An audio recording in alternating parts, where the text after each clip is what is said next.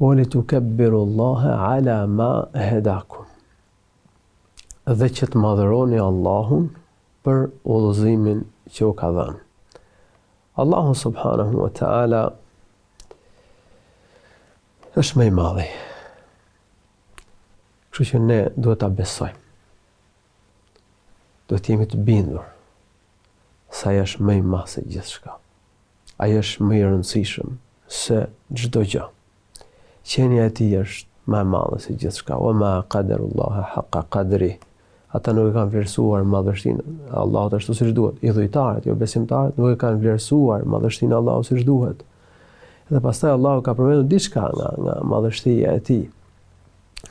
Thot toka do të jetë në grushtin e tij ditën e gjykimit. Qiejt do t'i palos në dorën e djathtë të tij, të dyja duart e Allahut, siç kuptohet nga një hadith e profetit janë të djathta. Pra, toka, qiejt, këto krijesat më dha do të jenë në dy duart e Allahut të lartësuar. Abdullah ibn Abbas radhiyallahu anhu ka thënë, qiejt dhe toka në dorën e Rahmanit, të gjithëmëshirshmit, Zotit, janë si një farë në dorën e njeriut. Pra, gjitha krijesat, toka, dielli, hëna, universi, gjithësia, që është në qiellin e dynjas, qiejt, kursiji, arshi, këto krijesat më dha, janë në kulmin e vogëlsisë në raport me madhështinë e Allahut të lartësuar. Allahu i lartësuar mban qiejt edhe tokën, ai mban gjithësinë, që të mos lëvizin, mos zhduken. Nëse ato do të zhvendoseshin, nuk mundet që dikush t'i sillte në vendin e tyre. Inna Allahu yumsiku as-samawati wal arda an tazula.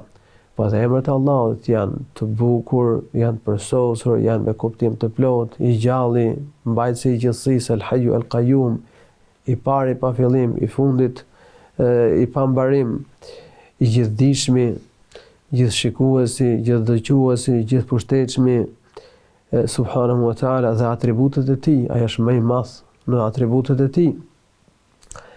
Ai është më i dituri, dija e gjithë krijesave sikur të mlidhej, është fare pak në raport me dijen e krijuesit.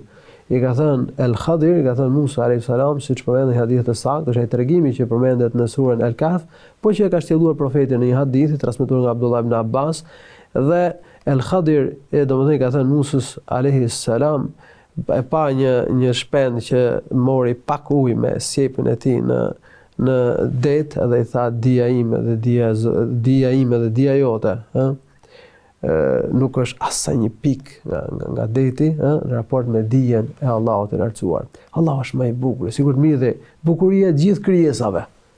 Ajo nuk do të ishte as sa drita e qiejut në krahasim me shkëlqimin e diellit. Fuqia e Zotit është më i fuqishmi. Me fuqinë e tij ka krijuar gjithësinë.